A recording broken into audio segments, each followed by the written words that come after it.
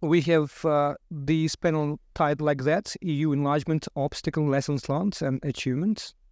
Achievement is this in singular, but I would like to talk about achievements in this possibility. With us, we have three distinguished speakers: Jakub Olchowski, who is the head of Department of Institute of Central Europe from Poland. We have Dmytro Szeregowski, Vice Rector for Outreach and Social Engagement of the Ukrainian Catholic University from Ukraine. And we have Sergio Ostav, Director of Resource Center of Human Rights from Moldova. So, dear friends, let's build our discussion in that way. I will ask Jakub to start with general outreach, maybe to make projections of Central Europe and enlargement. Was it a success story? Was it somehow a mixed impression in your lenses? Or there should be other approaches when it comes to enlarging and extending the European Union? Because what we hear from European capital, from Brussels at the moment, that they're trying to find out how to accommodate European Union per se with the enlargement process, with 30+ countries which might eventually be part of this club. So Central European perspective is quite important, because basically I think now it might be a difference, because as it was said, Big Bang enlargement with 10 candidates joined European Union in 2004, but now it is like regatta approach, when those merit-based channel for candidates to demonstrate, to deliver on some commitments, and then European Union member states would decide what to do. So, Jakub, the question: is it a success story, and what lessons we can draw from Central European enlargement wave? Good afternoon, everyone. Thank you for your question, but first of all, thank you for the invitation. I have to say, I must say that I'm really happy to be in Lviv today, because actually it's an anniversary. 25 years ago, well, quarter century ago, I came to Lviv for the very first time in my life. And, it was kind of a shocking experience. Poland in the 90s was not a paradise. This post-communist legacy was overwhelming. And, thinking about Poland becoming a member of the European Union seemed to be a fairy tale, in fact. Not to mention Ukraine. I remember Lviv, with running water twice a day, with Coca-Cola being more expensive than vodka, and majority of cars on the streets being Zhiguli. And today it's totally different. Lvivca Europa. And it was only 25 years.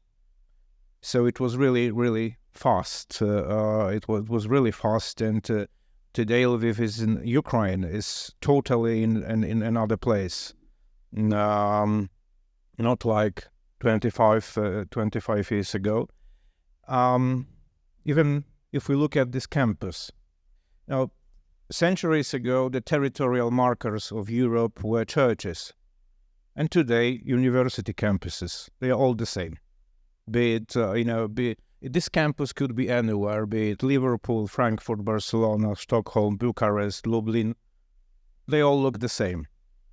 Actually, you don't even know where you are sometimes at the moment, in what campus and in what country. So yeah, this is Europe. But the problem is, speaking of the risks and the successes or failures of integration process, especially in the context of our part of Europe, the problem is that substantial changes are always easier than reshaping mentality and the mindset.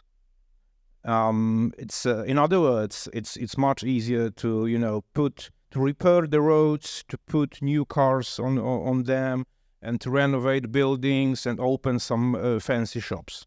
It's easy. It's much more difficult to change people's minds. I have a friend. He was born in Lviv, right here in this city, but he's been living in Kiev for years now. And he told me once, when he realized it would be a long way for Ukraine and for Ukrainians to integrate with the West, to join the West. It was right after the Orange Revolution, right after 2004, and he was listening to a conversation of two students at a tram. He was traveling by tram, and two students were talking about Europe, about freedom, about democracy, about values, and they were very excited about it. And then they started talking about students, about the exams. One of them asked, "So how many exams you have to pass in this exam session?" "Oh, just one. Just one is left." "Which one? What one?" This and that." This one is easy, $20." And this was the moment, as my friend told me, when he understood there is a long way to, and a lot of changes must be done, first of all, in people's heads. And that's the risk, and this risk, I think we can face even today, and this is what Ukraine challenges. And during the last panel, it was said about the perception. That it was said that Ukraine's perception in the West is about corruption to a large extent. Of course, it's not like it was decades ago, but still, the Russian propaganda and the Russian disinformation takes advantage of this picture, of this perception. Look, even if you remember October 7 and this attack of Hamas on Israel, Russia immediately started spreading this information about Ukrainians selling weapons to Hamas. Weapons received from the West, of course. So this perception will be also very easy to be erased from the minds, people's minds in the West, in the politicians' West. This is just one of the many risks, I think. But fortunately, on the other hand, we have also chances and opportunities. Well, to say that a bit ironically, our big chance is Mr. Putin. Mr. Putin isn't ironically saying, of course, because he's just a war criminal, as we know, but he's an outstanding statesman, because no one but him was able to unite the West. No one but him was able to consolidate Ukrainian statehood and Ukrainian nation, and to convince Ukrainians that they don't really want Ruski Mir, that they want to be the part of Europe, of the West in general. And nobody but him was able to convince European Union leadership that the enlargement of the European Union is a must. It must be done. It must be done. Otherwise, it will be a big problem for the West itself, for the European Union, and for the European Union.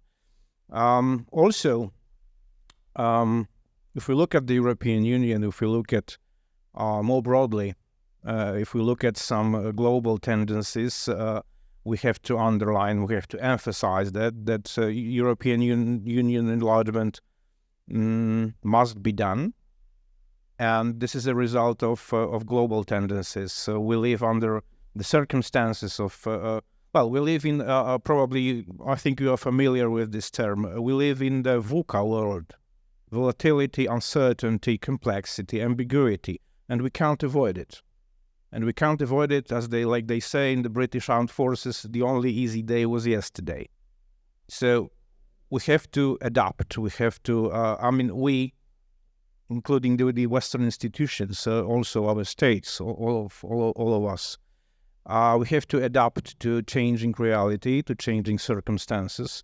and the circumstances are not very good because to some extent the international relations, international situation looks today just like it looked 100 years ago in the 30s, 20s and 30s, or 200 years ago just before the Vienna Congress.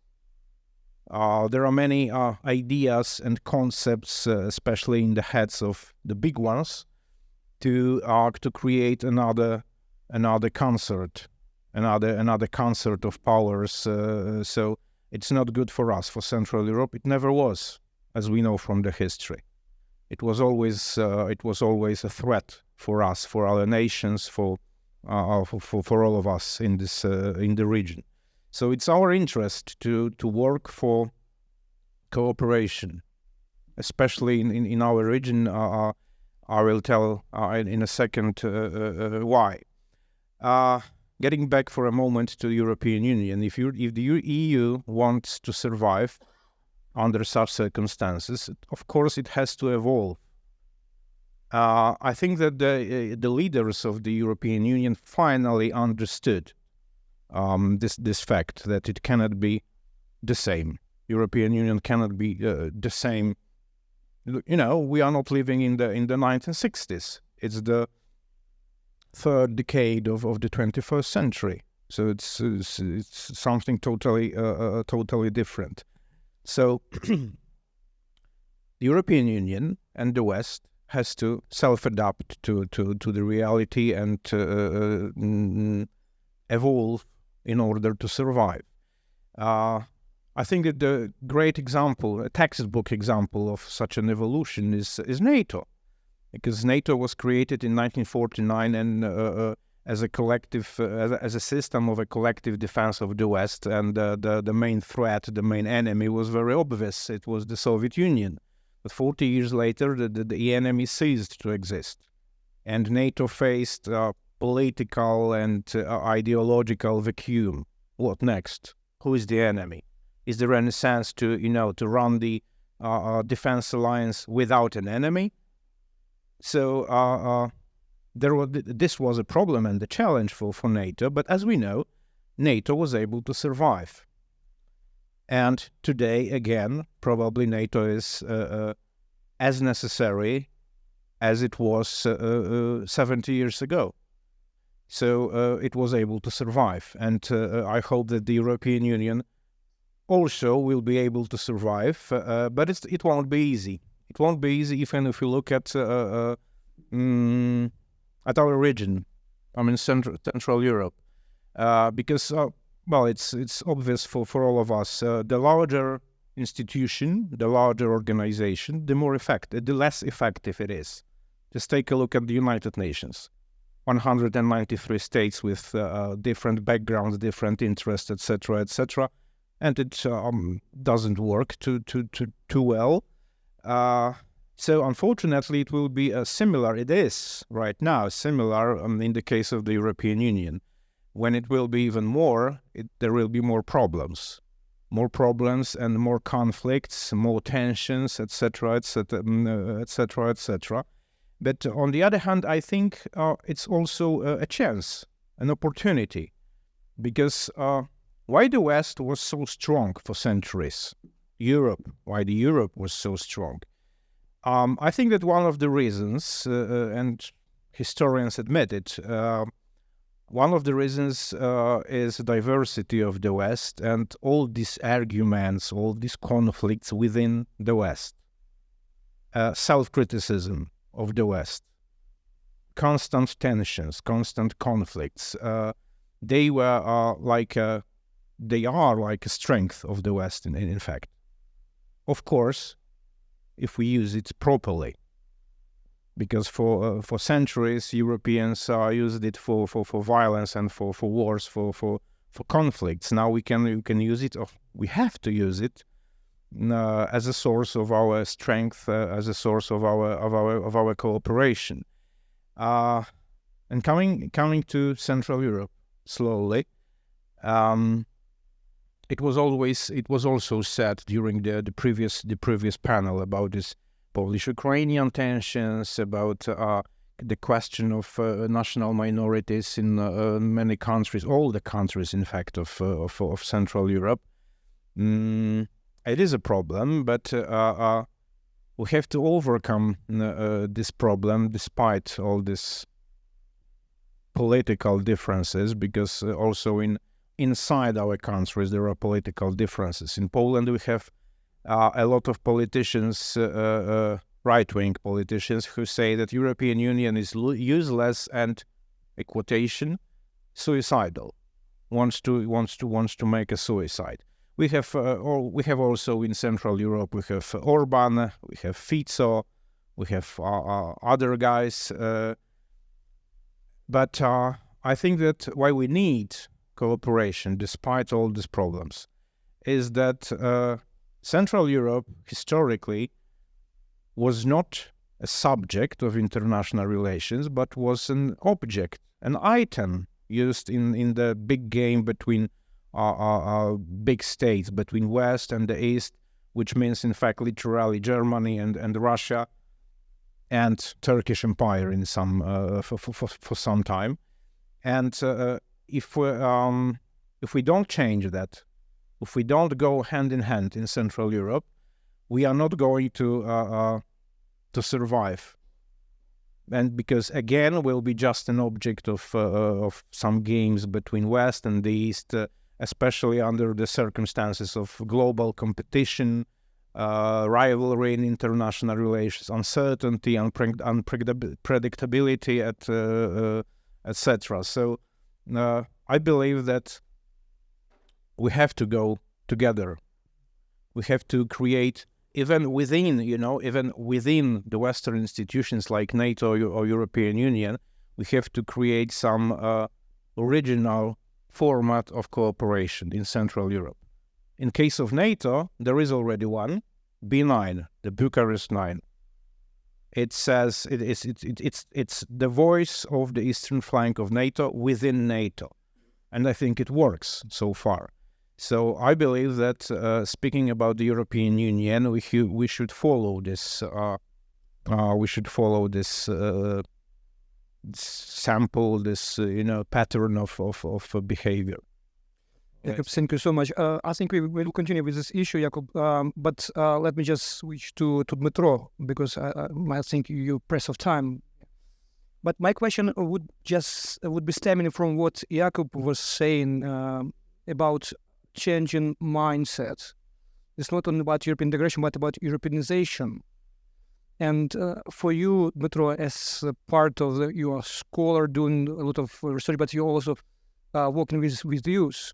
So do you see that European perspective from our partners from Central Europe could be part of our own mind map? And do you see that this administrative problem, which was mentioned by one of the ambassadors on the first panel, could be also addressed in cooperation with Poland, with Baltic states, with Romania, with others, and what you see as a possibility in this time, and also all other lessons you wanted to portray. Okay, thank you, sure. And I just want to start thanking Ukrainska Prisma, so Ukrainian Prism, for the trust that you show to Ukrainian Catholic University and for choosing this place to run this wonderful forum. So it's so important indeed to be in the process of discussion. And thank you, dear colleagues, for coming here. And actually, when I'm sitting here in the academic atmosphere, I'd rather say that typically when you are in the classroom, so you're a teacher, you're behaving both ways. So you are both studying and you're teaching your students. So this is like a tango. This is a dance of the two parties. And I'm thinking, answering your question about the European enlargement in Ukraine. So we are at the same situation. So we are at the situation when Europe itself, so European Union and Ukraine, are both teaching each other and studying from each other. So, and this is an important point for me, because usually when we think and when we were talking about Ukrainian experience for the European integration, we were mainly talking about Ukraine as the consumer. And only with the start of the Russian full-scale invasion, we're starting talking about a contributor. And this is quite an important challenge for Ukraine right now to understand in which platforms and in which direction it could be a contributor. So definitely my background is security studies. Well, not touch security studies. No, you will have a panel for that, talking about that. But actually, I would rather say that one of the contribution that we see right now is actually the readiness of European Union to be political player. For the thousands of years, we were emphasizing the ability of EU to be a powerful economic player. NATO was doing a great job in terms of security, but in terms of politics, we were lacking like this understanding. And here we are standing to the part of the job when Ukraine and Moldova and other countries, Balkan countries, continue their integration path. And this question, this political agenda that we were talking about from during the first panel is still a question. So we right now for Ukraine, we see actually two questions concerning its accession. So this is definitely a political agenda, and this is also a technical agenda.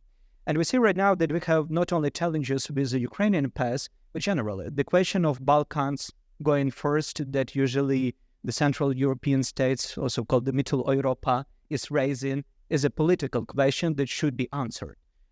These conflicts in economy that we have right now concerning the agriculture or logistics that we are facing with our close neighbors, it's not only about Ukraine. It's actually about Brussels and Warsaw, or Brussels and other capitals of the states. So this is also the case that our partners, our close neighbors, need to find an answer. And probably this accession is also a key to this, to bring these topics to be discussed. So EU is not only political, but it's not only economic, but political and security player, to my extent, is one of the most important questions that should be brought to the discussion agenda. And nowadays we see that, unfortunately, Ukraine is a main contributor in terms of insecurity, but also uncertainty. But nevertheless, I do believe that in terms of rulemaking, and we say it in terms of rulemaking for the domestic talk inside of Europe, this is a job that should be done. So we are talking about opportunities and also the challenges. So yeah, I do believe that the path that Central Eastern Europe has done is helping a lot, and should help a lot in terms of Ukrainian and Moldovan integration. So we are studying a lot for that. We run a number of specialists who are just helping Ukrainians how to do this, especially when we are coming from the high politics to low politics. And I will speak about it in a few minutes.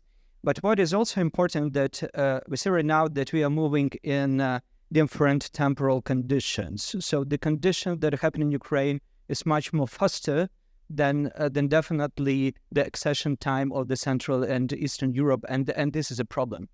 This is a problem in terms that a lot of decisions that should be made today by Ukrainians need to be a question of a run, very fast run, and taking into account this political and technical part, what should be prioritized? This is still a question for Ukrainian government. So today we received in media the information that Ukraine fulfilled 4 out of 7 these amendments or criteria, and there is still question about the 3-1, but we do believe that tomorrow we'll have a positive decision.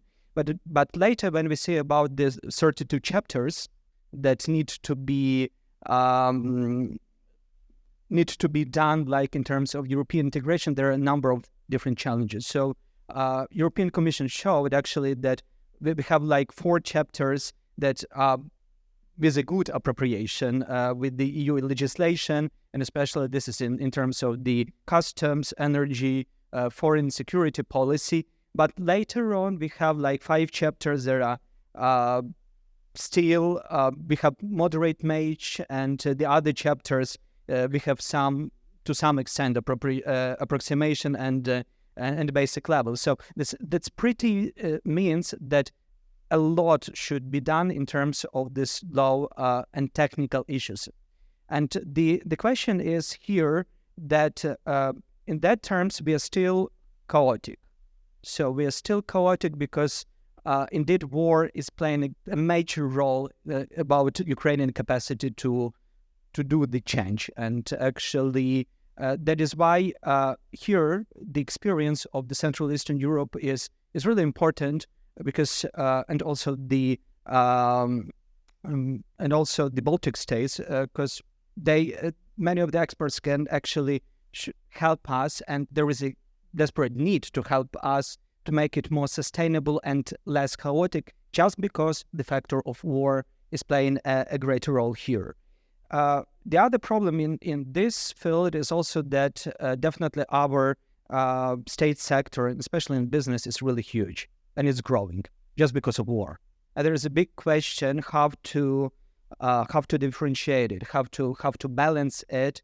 And there are a number of speculations, especially in the agriculture in this field, but it should also be taken into account that we have no options. So we have no people. So the majority of Ukrainians who were engaged into the sector of agricultural logistics, they have to flee, and we have the great number of lands, and we have very short capacity of people actually to do the business job here. So this is not only the question about the Ukrainian general behavior as a business player, like in different fields, but also the question of this transformation that should be taken to account also by our European neighbors, because we can do nothing here. So we will have these agricultural lands, and we will have less and less people. So there is indeed the question how to help each other, rather to put some questions to Ukraine. But from the other point of view, this is definitely the security challenge. For example, in the financial sector, that is also growing, and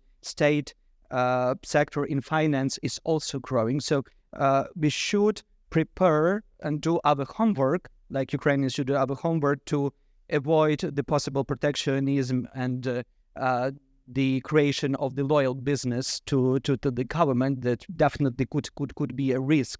And this is also a field how we could be involved and how the system overall of relations of EU could be transformed. But it's also a technical question, but at the same time, it's a very important political question. And the third idea, my idea is here that besides these technical reasons, that definitely we understand that a lot needs to be done, however, the fundamental chapters matter. Fundamental chapters matter. So we start enlargement process with fundamental chapters, we end enlargement process with the fundamental chapters, and this is the major task for our partners and for our neighbors, have to share their experience. And here there is a problem, as that was mentioned, that not all of the experience, especially the current experience, could be definitely brought to Ukraine. So we are looking for the positive examples from the Central Eastern European countries, and this is a hard task sometimes to find them. So that's brings me to the idea that this is the common game that needs to be done, because if we take only technical issues that European Commission is trying to push Ukraine, we can definitely find ourselves that definitely we'll have a long road to pass.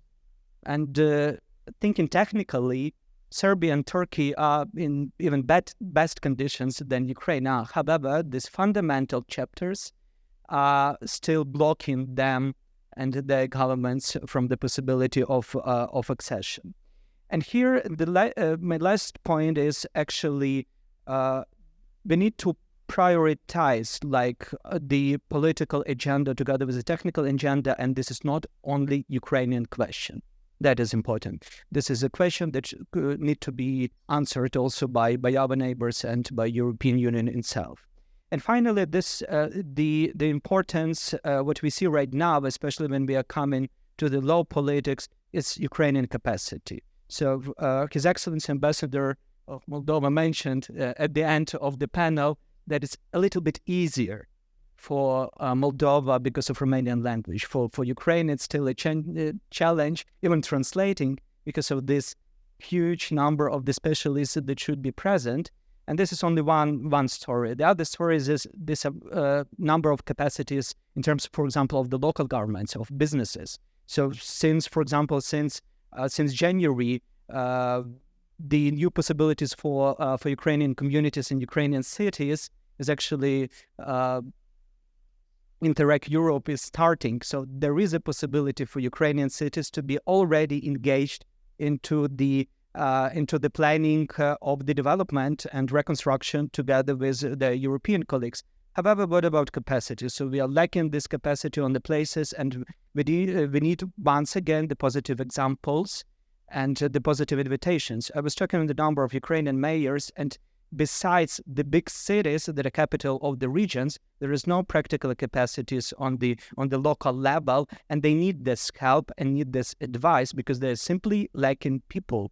So answering your question, I think this positive trends, definitely this technical part will be done. And I'm not skeptical at all about the economic path. So I'm really optimistic that despite these hardships, it will be done. However, in terms of the political path, taking into account these challenges of war, taking into account these differences that we see in terms of capacity of Ukrainian local governments or business or NGOs to be actively engaged and to be players together with our colleagues, and take into account the need of the European Union to transform itself as a political player and to answer hard questions, not only about migration, but also about the future of you as the political player, because Ukrainian and Moldavian accession that will bring Europe more and more to this question. That there is no more option for Europe to enlarge without being a political player, and this is what should be discussed at first, I hope. So thank you so much. And sorry for my leaving earlier. This is not because of non-comment policy, but I really need to. Thank you so much. Many new arguments and points on our agenda to discuss. Now I would like to have it over to Sergio. Bringing Moldovan perspective about obstacles, about possibilities, I would also like you maybe to mention for Ukraine, for example, now it's easier to explain to our European partners why Ukraine should be part of this European Union club because of security. But what arguments Moldova uses to persuade or to give right narratives why Moldova should be part of this European Union club? Yeah, these are very great questions. At the same time, they are quite complex. And you have already put forward two other questions. What are the lessons learned? And then, of course, I have to internalize this from the perspective of Moldova, more than a decade, I would say, 10 years of trying to get closer and approach the accession process in a straightforward manner. I think I would, the role of analyst is frame the discussions in such a manner that it helps to understand what will be the future, explain the past, but also offer some of the recommendations.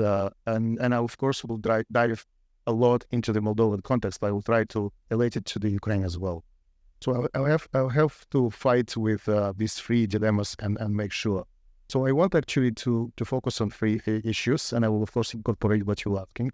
The one is about to briefly comment on on these 9 preconditionalities or conditionalities from the chapter of the fundamentals, which is related to the political and economic criteria.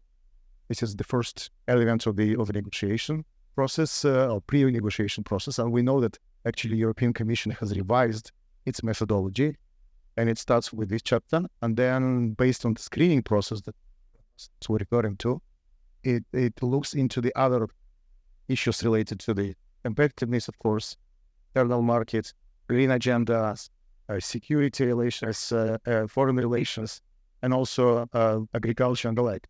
So I would like to also to look into the at least one of the subsets, and I will incorporate your question into the security and external relations, because I think the screening in this area is particularly important because of the war of aggression. Russian war or aggression in Ukraine. That basically started in 2014.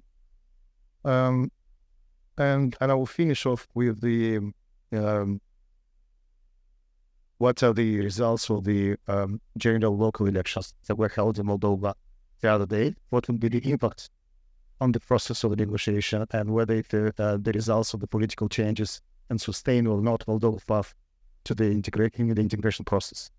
And I think the best way is, of course, to think about the role of the process is also to paint a picture of the analysis into some kind of simplified dilemmas. The first dilemma is, of course, whether Moldova should be, and as the colleagues were saying, should be a contributor into the process, or should be just a receiver of the benefits.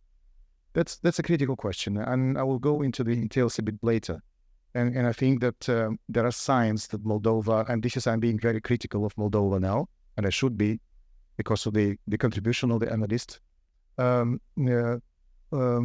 accepting the process as is given without contributing to the process and contributing to the overall European Union vision of a stable, secure, rule of law-based region would be not compatible with the understanding of the contribution that Moldova should bring.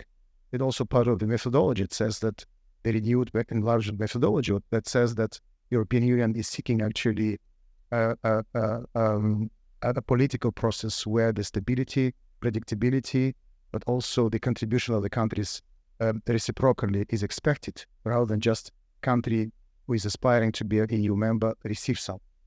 Second element of the dilemma is, of course, how the process is organized internally. Is it an exclusive, a broad-based process where various actors are integrated into the process, political actors, I mean societal actors, or there is one or several groups, political groups or whatever, trying to privatize the process and trying to show off and basically wear the flag that they are the real, authentic Europeans or pro-Europeans, and others are not. That has a negative or adverse impact on the sustaining of the process in the future. And here I would like to remember another discussion that we had with Sergei Gerasimenchuk 10 years ago in another great Ukrainian university in Odessa. There was a discussion about, it was basically Moldova has basically ratified in Moldovan parliament the DCFTA, and Ukraine was also in this process, but with a bit of delay. And of course, the war started with the Russia trying to destabilize the southeast of Ukraine, but also the process of occupation of Ukraine. And then, of course, there was a substantial challenges Moldova faced in 2014 in terms of keeping resilient Moldovan society, because there were processes in the south of Bessarabia. With destabilization, there was a lot of the hybrid actions to destabilize the country, very much similar to what is going on now. What the lesson here is actually, it's a Moldovan lesson of the Moldovan decision-making politicians. If you sustain the process with as much as possible society included and various political actors included, not excluding by discourse or approaches, then of course it has a chance to sustain and continue in its exercise. Another dilemma is, of course, in the process of the reforming, either meeting up this political and economic criteria or other criteria, if Moldova is approaching it in terms of the systematic changes. Let me take you one example. For individual-based, let me give you just one example. One of the conditions Moldova and Ukraine had is about de-oligarchization. And Moldova has drafted, tailored on the Ukrainian example, some of the law on de-oligarchization.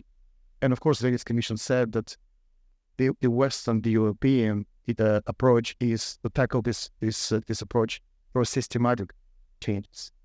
You have to work on the assets management, the transparency, media, and the like. And you can, of course, apply this systematic approach using some other elements of the personal targeting sanctions and the like. but it should not be a prime focus without the systematic where the benefits of the citizens are, first of all. Because once you approach the organization in systematic manner, of course, the benefits are for the citizens, rather than the perception that there is a fight between different clans. And of course, Moldova has, Venice Commission said that Moldova has to review its position on the law for organization and should act through its more systematic manner. So this is one of the lessons that Moldova should not pursue in the future. And the final is it's about sustainability of the process of the European integration. It's quite clear that it's a matter of several political cycles. At least, I've been active since the beginning of the 2000 and where the process, the discussion started, and there are the different political parties that shift and in Moldovan landscape, and you need a much broader inclusion of different political efforts to sustain the effort. It will, by 2030, where our decision takers saying that there will be kind of clarity on the process. There might be a clarity on the process in 10 years' time, but there's going to be a lot of different political actors who will change their position, and you need to sustain and broaden and include as much as possible political actors to sustain their. These four dilemmas are transposed in Moldova in practical terms. In terms of the political and economic criteria, European Commission, in its opinion, in spring last year, decided to focus on several issues and not look in a number of other difficult and challenging issues. And we see the process of start of the negotiation process of these 9. I'm Ambassador Kiveri was saying about these 9 key issues. I think and I hope very much that tomorrow's or the day after tomorrow decision will be positive, because it's also an enlightenment and support for Moldova to continue with that process, disregarding the some of the mistakes or difficulties or challenges that decision makers are facing. Several aspects is the next aspect is about, which is I think the most important, is to identify some of the challenges and problems for the future, that Moldova should focus and become a contributor and an active actor rather than a passive receiver. And I would like to focus on some of them related to the foreign relations and security issues. I was looking through the requirements that the European Union is likely to put forward. And my guess or my understanding for the issues are, of course, the issues related to whether Moldova is sufficiently enough supporting and contributing to the defeat of the Russian aggression in Ukraine. And there are several issues in this respect. One is, of course, the issue related to the international humanitarian law. That's the easier question, and it has a basis to the international laws. It's not politically driven. It's not politically motivated. It's simply the international obligations that Moldova has. And I would encourage European Commission to screen some of these issues and put it forward in the negotiation process with Moldova. And let me give a couple of examples. The receipt of EU sanctions in Moldova. Some of this I was trying to do this exercise earlier on with some of the colleagues. It looks like that Moldova complies with something roughly between 5 to 7% out of 11 packages of EU sanctions imposed against Russia as a result of the war of aggression in Ukraine.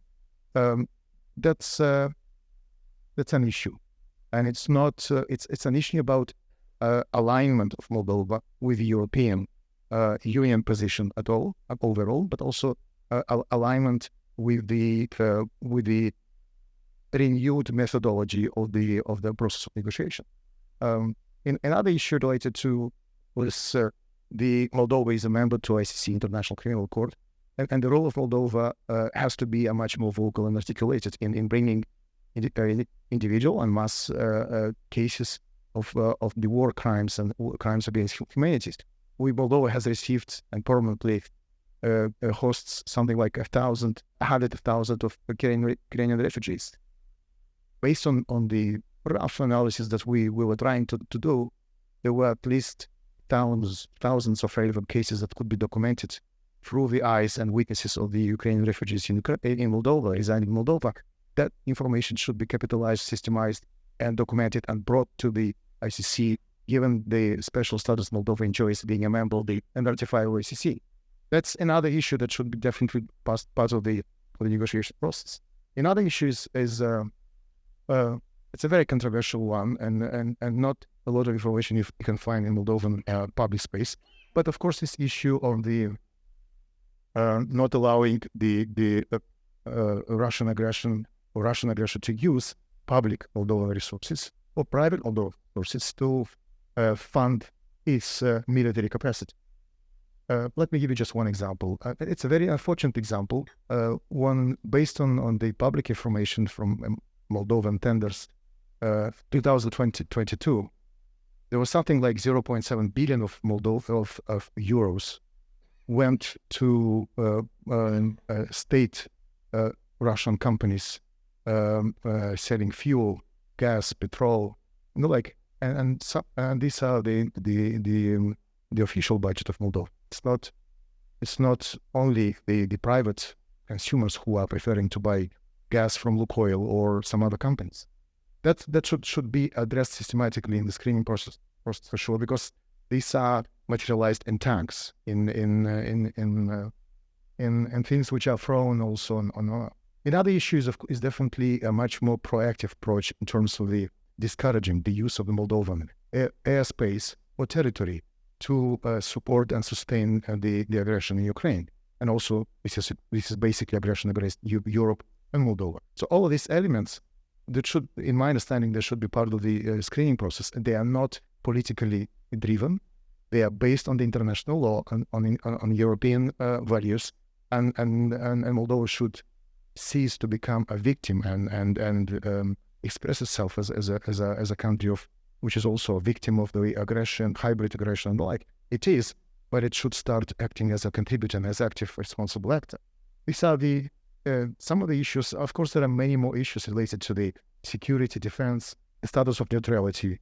I mean, there is a classical discussion whether Moldova should continue its understanding of the classical neutrality, military neutrality, where it doesn't basically hands off to whatever is happening there, or should approach a more qualified or pragmatic, modern understanding of neutrality, because many of the countries in Europe are neutral countries, but we should not avoid adhering to the European common defense policy. That's another obligation that you have to assume. Well, there are many other issues that I would be happy to, of course, contribute to put up in the screening tests. The final one is about, of course, the elections.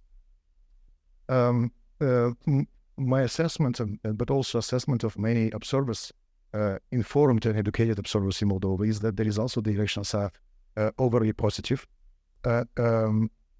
because the number of political parties, pro-European political parties, the governing political party, pro-European party, but also other political parties, which are by essence pro-European, even though they are not articulating that much their position, they managed to attract more of the voters comparing to the previous local elections. Therefore, I think this is one of the contributions for the resilience and inclusiveness of the process, but also sustainability of the process in terms of the EU integration of Moldova in the future. Finally, I would just comment on the issue of what extent the security is an argument for Moldova.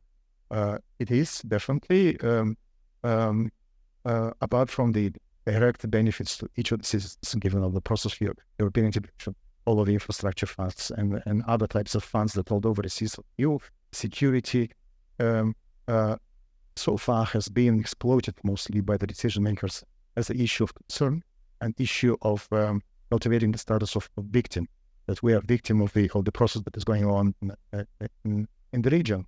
Whereas I think there should be a more articulated process of the Moldovan mobilized contribution role, but also that given the process of approximation and getting closer to EU, it brings an additional value of the stability in the future. So it is one of the additional arguments. Sergio, thank you so much for bringing this secret dimension, both as European integration track, as also as contribution to defeat of Russia. I think it's very important. I had my own question, but I would rather prefer to give it to audience for Q&A session. If you have, I see one hand from that side. Two. Okay. Could we have help with microphone? Yeah. So that direction, please. Name yourself and whom you want to ask. Bogdan Ben, Euromaidan Press. I have a question to Jakub about recent ban of Ukrainian imports to Poland, and the question has two parts. First, who is right in this incident, in your opinion, and how should it have been done to avoid it, and what the solution is possible? And the second part is in general, if Ukraine is about to become a EU member, and Poland supports this, but this action contradict actually the claims about support. So, like, how do you think how it should be solved? Thank you. Stanislav, please. Good afternoon, Stanislav Zhelikowski. Thank you for very interesting discussion. I have one question.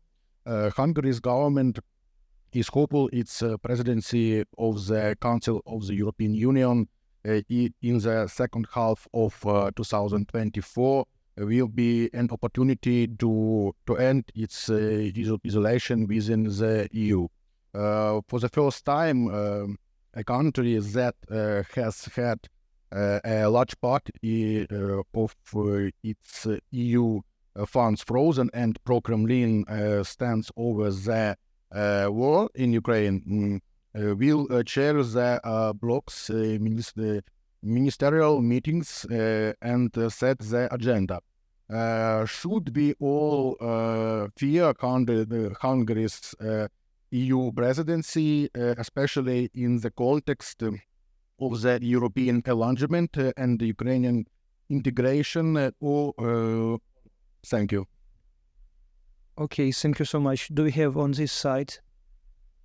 I don't see any. So let's proceed with answers. Jakub, I understand this question is for one day long to explain the complexities of these relations, but if you can briefly address the question. Yeah, briefly.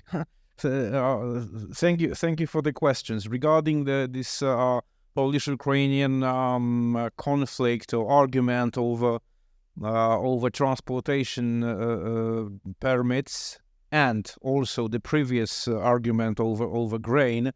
I don't know who is right, to be honest, but I can tell you that from a broader perspective, we just talked about, we are talking about all the time about Central Europe, but I can see with the eyes of my imagination, for example, Germans or French, etc., who are looking at us, Poles and Ukrainians, and asking, "Oh, is it you guys, Poland and Ukraine, who declared a kind of a federation and this close partnership, and you wanted to influence Europe, etc.? You can't even handle such a small argument, because it's a small argument. In fact, you can't do it, and you are talking about some Central Europe. What is Central Europe? I think that for many people in the West, that's the basic question. Who is Central Europe? What are you talking about, guys? You were always somewhere in between Russia and Germany and Turkey and the Habsburg Empire, etc. So now you are thinking you are someone more important, and that's the challenge for us, by the way. And your question shows that this challenge is very difficult to be settled, because I don't know who is right, because both sides have their arguments, and regarding the latest conflict, this protest that began yesterday. And I witnessed this because I crossed yesterday the Polish-Ukrainian border. And I could see them. I could see these Polish trucks, etc., etc. I think that they don't understand. These Polish protesters, they don't understand precisely that it's not the question of any decisions of Ukrainian government or Polish government. This is a question of arrangements between Ukraine and the European Union, not between Ukraine and Poland. And it was similar. It was similar in the case of the grain. It was not between Poland and Ukraine to settle it down. And it's the case of this conflict over transportation, and I think that both sides should make it clear what is the kind of this arrangement. The problem is that in Poland, as you know, as we all know, we are now in a very difficult situation because we are just after the election. And we are awaiting a new government, and to be honest, we don't know where this government will be formed and when it's going to start, its work. And one more thing about this. I don't want to be any supporter of conspiracy theories, but we know that now, behind this protest of Polish transportation companies, there is one political force, and it is, as usual, Konfederacja. The only anti-Ukrainian political force in Poland. I don't think. I'm not surprised, but I don't know if it's a coincidence or not. That they do it. Perhaps they want to get some political profit, which is not very probable given the result, the election result of Konfederacja, which was actually tragic. So they didn't gain any support actually in the Polish society, but still they try to play, to take advantage of some anti-Ukrainian or anti-EU presentiment in Poland, etc. But to be honest, I cannot say who is right in general. And on the other hand, I think it's not very difficult to settle it down if you want to talk. Both sides. But we don't have a government right now. We have the government, but it's the inter period, transitional period in Poland. So this may be a challenge. Hungary, yeah, because I forgot all the questions. It was, but Hungary, but the presidency in. Yeah. The Stanisław question, yeah. I think it's a problem. I think it is a problem, and it is not only the question of a challenge for the European Union, but also for NATO. Because look at Hungary's position in NATO and at their position regarding the NATO enlargement. Sweden. They don't know, they don't want to do it. They don't want to accept Sweden's accession to NATO, and they are not going to do it soon because they still postpone the voting in the Hungarian parliament. So I think it is a challenge, and they are going to do the same within the European Union. And one more thing, I think that it should explain a lot to all of us. The only leader of the European Union who shook hands with Putin is Viktor Orban. The only one who met Putin in person and shaking hands, etc., and talking. is Viktor Orban. So I think it will be a problem. And within the European Union, Hungary, as far as I know, are regarded as more and more irritating member. But on the other hand, Hungary is a full member of both European Union and NATO.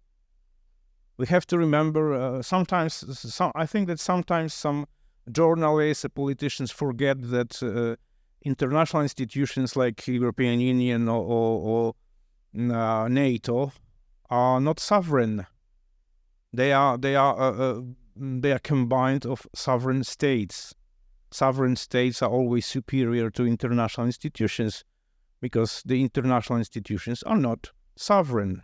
So Hungary is the same member of the European Union and NATO as Germany, France, or whoever. And that's the problem for all international institutions. Thank you. Yes, Ambassador. We have on this side, Alexander.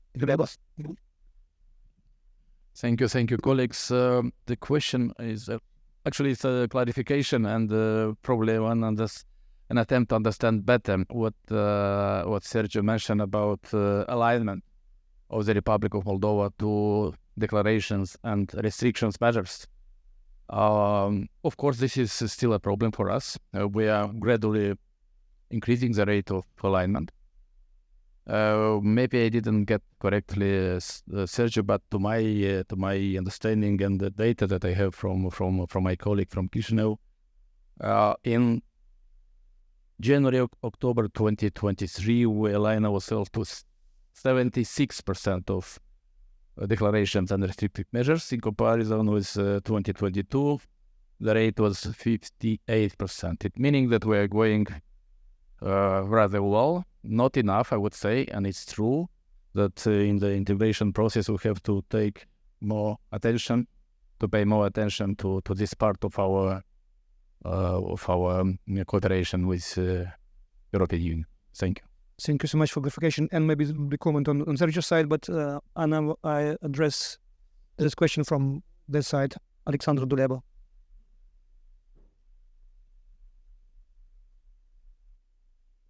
Okay, so thank you for giving me this brief floor. Frankly speaking, I do not have a question. I would like rather respond on what was said of the trade disputes. We are going to have another panel, but let me just say what still was not said in this discussing about the grain disputes, now Polish-Ukrainian relationship, is a logistics dispute. But who is right? I think both sides are right. Both sides are right. It's not about who is right. Both sides are right because these are just simply, groups of interests. Farmers in Poland, Slovakia, in Ukraine. Then you have like the transport companies. So they are right. They are simply following their own business interests. And what was not said in this situation, thinking about the nature of those disputes, is that it was a unilateral decision by the leaders of the European Union last year to cancel all the trade restrictions when it comes to Ukraine because of willingness to demonstrate solidarity with Ukraine in a war situation. Ukraine is not a member state. Ukraine is not a Switzerland. Ukraine doesn't have, like Norway, Iceland, Liechtenstein, EEA agreement with the European Union, but it's already a part of the single market. And this is why I have those unregulated sort of the trade interest still. And this is what we can expect during the accession talks between Ukraine, because each member state can identify its interests, business interests or economic interests with the accessing country. And definitely in the Polish position, in maybe in Slovak, Hungarian, in other countries' positions will be so very specific condition when it comes to the trade in grain or agricultural products, transport, logistics, whatever. So this is what we have the situation, because before we had the accession agreement, before the war, there were quotas, some rules, procedures, and simply the farmers in Poland, in Slovakia, transport companies, felt being protected by the existing regulations. Now we do not have regulations, And therefore, those disputes and so emerge and they're really new. But this is a real mirror. We can, now see via those disputes what the accession process of Ukraine will be. This is just my remark to explain that because it was not said. So this is a rather extraordinary situation why those disputes, emerge. And finally, one remark when it comes to the Hungarian presidency, I would not overestimate the role of the presidency's countries in running the European Union, because since the Lisbon Treaty, the most important meetings are, chaired by when it comes to European Council, that's the permanent president at the head of the European Council, Charles Michel. When it comes to foreign policy, there's the High Representative for Common Foreign Security Policy, etc. So the president of the country, they run the sectoral sort of the meetings of the level of the COREPER and the ministerial meetings. But it's not so about the setting the agenda and leading, because if this is all the moderation. If the presidency country is not in capacity or fails in moderating the meetings, then it's replaced by the European Commission. So it's not really something, before the Lisbon Treaty, this was a very important role. It's not so much important role of the presidency countries under the provisions. Excellent. Thank you for these clarifications and additional information. It's valuable. I think both of you could have remarks and maybe some wrapping up of your ideas. Yes, please go ahead.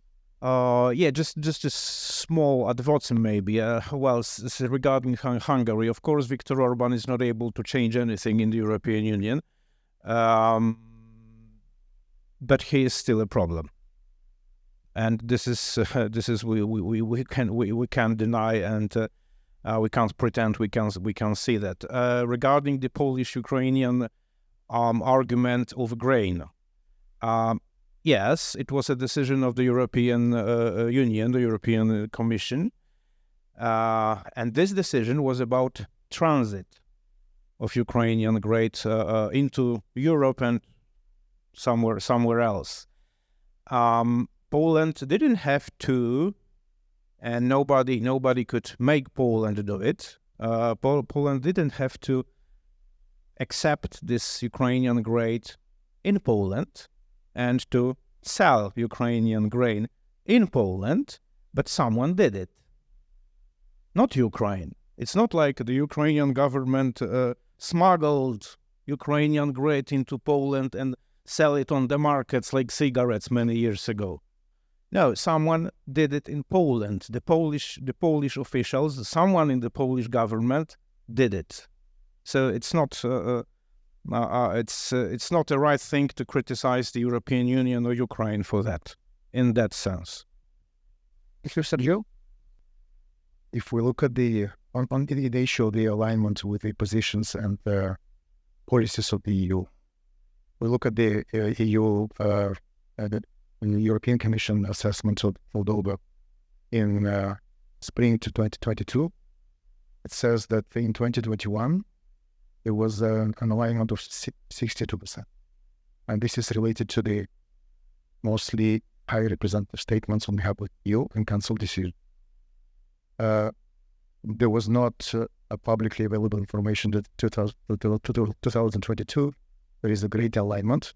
Take it as a note, as a positive note. It's a positive development. But I actually was referring to a bit a different issue in terms of the implementation of the EU sanctions regime, which is in respect with regard to those of the sanctions which are relevant to Moldova.